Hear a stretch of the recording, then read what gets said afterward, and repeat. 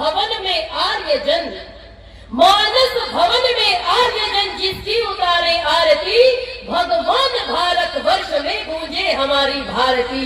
वो भद्रोद भाव भाविनी भारती है भगवते, सीतापते सीतापते गीता मते गीता मते।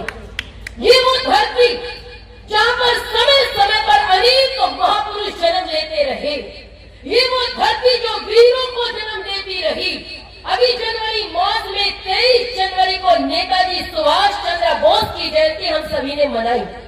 अभी हम सभी ने एक पर्व मनाया जिसको हम वसंत पंचमी कहते हैं।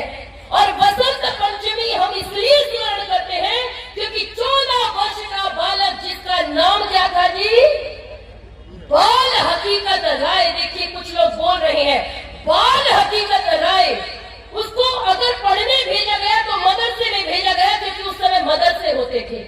आप विचार कीजिए हम कौन थे, क्या हो गए और क्या होंगे अभी। आओ मिलकर के विचारे ये समस्याएं सभी। 14 वर्ष का बच्चा मदरसे में पढ़ने जाता है और इतना होनहार बच्चा है, जितने बच्चे वहां है वो सबसे बुद्धिमान है। एक दिन मौलवी जब बाहर गए तो उस बच्चे को कहकर के गए कि तुम इस मदरसे का ध्यान रखना, मैं बाहर जा रहा हूँ।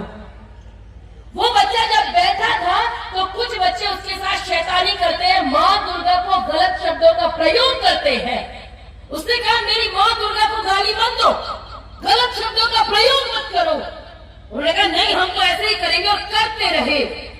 आप विचार करो 14 वर्ष का बच्चा, वो कहता है कि जो शब्द मेरी माँ दुर्गा को कह रहे हो वही तुम्हारी फातिमा के लिए भी है। बस इतने शब्द का प्रयोग किया और उस बच्चे को जब सजा सुनाई गई उसको कहा गया या तो इस्लाम कबूल करो और या तुम्हारी गर्दन को उड़ा दिया जाएगा।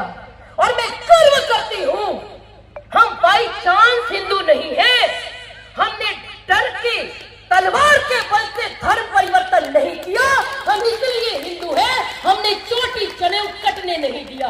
उस बच्चे ने कहा खंजर से उड़ा दो चाहे मेरी बोटी बोटी को, दूंगा नहीं चोटी को, मैं दूंगा नहीं चोटी को, और उसकी गर्दन उड़ा दी गई।